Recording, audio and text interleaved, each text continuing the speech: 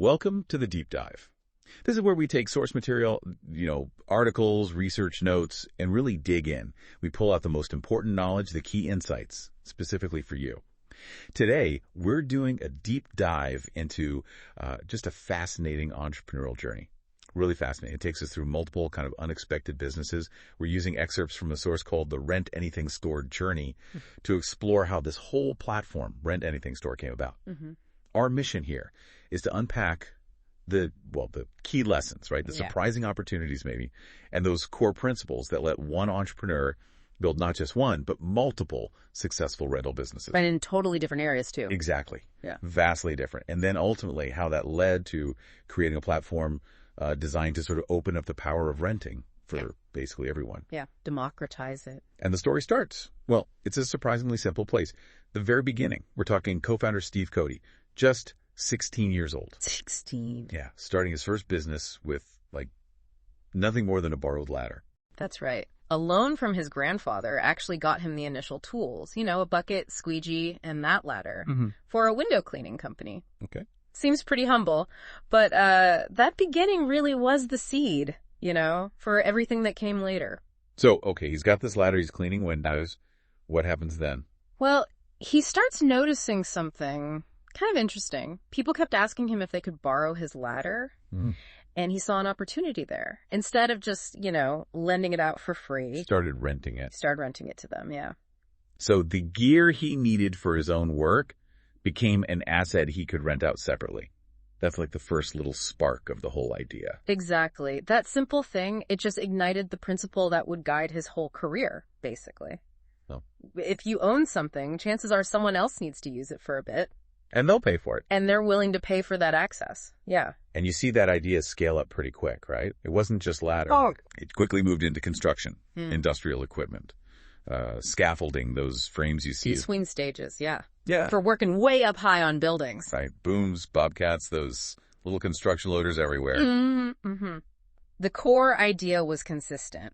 As he got more specialized gear, either for his own jobs or just because, the demand to rent those specific items was just there. So that's how the first fleet got built. Yeah. And the reputation. Pretty much. It was all about turning those owned assets into rental income streams. Okay, so he's having success in the construction and industrial world. Did he just stick with that, or did that rental mindset take him somewhere else? Well, interestingly, it led him into a totally different market. The source mentions this frustrating personal experience he had, needed rentals for a family event. Oh, right. I remember reading that. His mother's wedding. Needed tables, chairs, maybe a tent, and the whole process was just a pain. Exactly. And instead of just, complaining about it, he saw another gap, another rental business idea. Precisely. Cody Party Rentals. And their strategy there was pretty insightful, actually. Focus on simplicity, quality. Not trying to be everything to everyone. Right. They invested in really durable stuff with high ROI, like one type of cutlery, one set of dishes, really good quality barbecues, sturdy tables, things that last. And the source mentions how long some of that stuff lasted. It's kind of amazing. Some of those original barbecues, tables, still in use 26 years later. Yeah, still going. It just shows you the long-term value you get from quality rental assets. It totally changes the money side of things, too. Oh, absolutely. Look at the numbers they share. Like, chair covers cost maybe $3 to buy. They rent for $2. So you break even after, what, 2 rentals? 2 rentals, yeah. Wine glasses, maybe $1.50 and a $1.80 cost. Rent for 60 cents. I mean, the math on renting things out repeatedly, even small stuff, it's just really compelling. And Cody Party did well enough that it spun off other things, right? Tent rentals, linen rentals, it just branched out. Yeah, it grew naturally. But while the party stuff was growing, another pretty big opportunity popped up. Took him back to the heavy equipment side. Bobcats, yeah. And this wasn't something he was actively looking for, was it? It was more like an unexpected chance. The local dealer went bust. Exactly. Just seized an unforeseen opportunity. He was only 28, apparently the youngest candidate they'd ever had for a dealership. Wow. Yeah, had to go through this whole rigorous approval process. Bobcat reps came out to visit him, check things out. But he got it. And the Bobcat dealership sounds like it was, a massive success. Oh, it was huge. The rental fleet grew fast, maybe 40 units or so. Built a strong parts department, too. But the source really emphasizes just how good an investment Bobcats were as rental assets. Good how? like beyond just the rental income. Yeah, the machines themselves, they often held their value or even increased in value, sometimes worth more than he paid for them 20 years earlier. Seriously? After 20 years of use? Yeah. Even with regular use, minimal repairs needed, apparently. That kind of appreciation plus rental income, that's pretty rare. Okay, so Bobcats were a hit. Then the need for boom lifts, scissor lifts, those aerial platforms that came up too, partly from the swing stage work. Driven by the other businesses. The challenge there, though, was the cost. Big money per unit, like $150,000 to $250,000 each. Oof.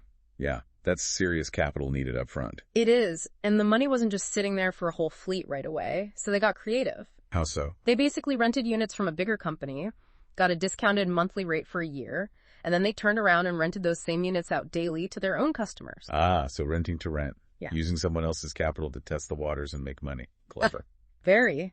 And there was a key metric that made it work. Which was? The source says it usually takes about 7 to 10 daily rentals to cover the monthly cost they were paying the supplier. Okay. So if they could rent those lifts out more often than that threshold, boom, they were making profit on machines they didn't even own yet. And that worked well enough that they eventually became a JLG dealer for lifts. And Hertz bought that part later. That's right. It shows how renting can be like a stepping stone to owning, or even just a profitable model on its own. That whole problem-solving thing, turning a need into a business, it just keeps coming up, like the swing stages themselves. Right. They needed them all the time for window washing jobs, big buildings, cost about $1,000 per rental. A recurring expense. But there was an obstacle, right? Yeah. The local dealer had an exclusive deal, wouldn't sell to them. Yeah, effectively locked them out.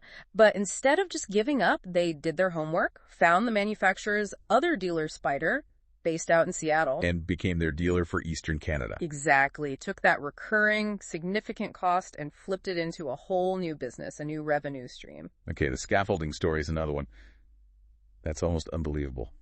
Bidding on and winning a massive project. With barely any scaffolding inventory to actually do the job. Talk about pressure. An immediate crisis, almost. Right. Needed an ingenious solution, fast. The source describes how they actually rented the scaffolding they needed from the very competitors who just lost the bid. No way. Yep. Negotiated a 20% discount off the competitors' standard rates. So they used their rivals' idle equipment to do the job they won and still turned a profit. That's brilliant. Incredible strategic thinking, right. And the way they funded the actual scaffolding inventory growth is interesting, too. How do they manage that? Found an investor. Put in $100,000. They worked out a revenue split deal for 3 years, and then after that, they bought out the equipment. And the investor did okay. Did very okay. About a 300% ROI over those 3 years, which is pretty remarkable. Wow. Plus, the source mentions scaffolding itself, steel or aluminum, tends to appreciate in value. So it's a solid asset beyond just rental income. Okay, then there's the tool rental market. This one started differently again, right? An unexpected phone call. Yeah, from some existing tool rental owners nearby. They were worried because a Home Depot was opening up practically next door. Ah, the big box threat. Right. But this turned into a partnership that helped everyone. Steve Cody's team learned the ropes of tool rental from these experienced guys. And they shared insights from their other rental businesses' party equipment. Exactly. Cross-pollination of ideas. And the surprising thing, the outcome. Home Depot didn't crush them. Didn't kill their business at all. It actually boosted it, believe it or not. How? Customers would come in, comparison shop, you know? Yeah. Check prices, see the service, and often they preferred the local guy's service and pricing. So prove they could compete head-to-head with a giant. Definitely. And that tool rental business was later successfully passed down to the next generation, too. Okay, one more distinct area. Costumes. That feels like it came out of left field, but it grew from the party rentals. Yeah, naturally at a Cody party. Started just seasonally, Halloween focus. Makes sense. But it quickly became year-round. There was real demand for good quality costumes that people could rent for, like not much more than buying a cheap, flimsy one they'd wear once. And it got pretty big, didn't it? Yeah. Monster Halloween, multiple locations. Oh, yeah. 26 locations at its peak. They were even handling the online fulfillment for huge retailers like Walmart, Best Buy, Costco for Halloween stuff. Wow. But what's interesting is the source note, the rental side of costumes was always the favorite part of that business. Better margins, more sustainable. Both. Better margins, less waste. Those staple costumes, pirate, witch, whatever, could be rented out again and again. Right. Makes sense. Now, that business eventually got sold, partly due to COVID hitting events and retail hard. Yeah, COVID had a big impact. But the source emphasizes how enjoyable and profitable the rental part of it was for many years. It just reinforces that core rental idea, even in a niche like costume. Absolutely. Worked there too. So you look at this incredible range. I mean, simple ladders, party stuff, huge industrial gear, scaffolding, tools, even costumes. It's quite a journey. And this whole diverse experience, all the lessons learned, the problems solved, the successes, that's the foundation for Rent Anything Store. It's the combination of decades of figuring out how renting works across all these different sectors. Yeah, and the platform's core purpose really is to take all that knowledge, that experience, and apply it universally. Create a marketplace that democratizes rentals. I think it's easy for anyone. Right. The idea is that you listening, anyone, can easily list their idle stuff. That spare drill, camping gear you use once a year, extra party chairs, maybe even bigger equipment. And earn money from it. And earn money from it, yeah. And there are two big benefits there, right? Helping people financially. Definitely. Turning unused things into income. But also, there's a big environmental plus. Promoting reuse. Exactly. Yeah. Reducing the need for everyone to buy new stuff all the time, less manufacturing, less waste. The vision is pretty huge, though. Yeah. To become the world's largest rent anything marketplace. Ambitious, for sure. And tech is obviously key to making that happen. Steve Cody's passion for tech led to building another platform, marketplacestudio.io. Which helps other businesses build their own marketplaces. Right. And building those directly feeds back helps improve Rent Anything Store. They're doing exciting stuff with AI now, too, to make the marketplace experience better. But even with all the tech focus. The core passion is still the same as it was with that first ladder, really. Just enabling people, empowering them to participate in the rental economy. So, okay, let's bring this back home for everyone listening. Yeah. Why does this deep dive into one guy's, very varied journey, why does it matter for your life? Well, I think this story really shines a light on the power of seeing opportunity where others might not. Whether it's a simple ladder someone keeps asking for. Or equipment you need for your own work. Or even just stuff you already own that's, just sitting there, gathering dust.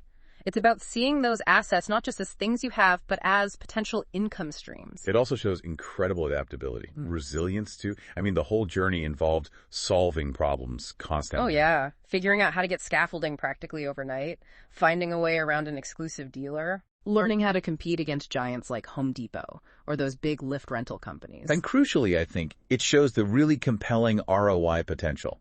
And that's across totally different kinds of items. We saw it with pricey bobcats and lifts. But also with cheap chair covers and wine glasses. Right, or scaffolding that actually goes up in value.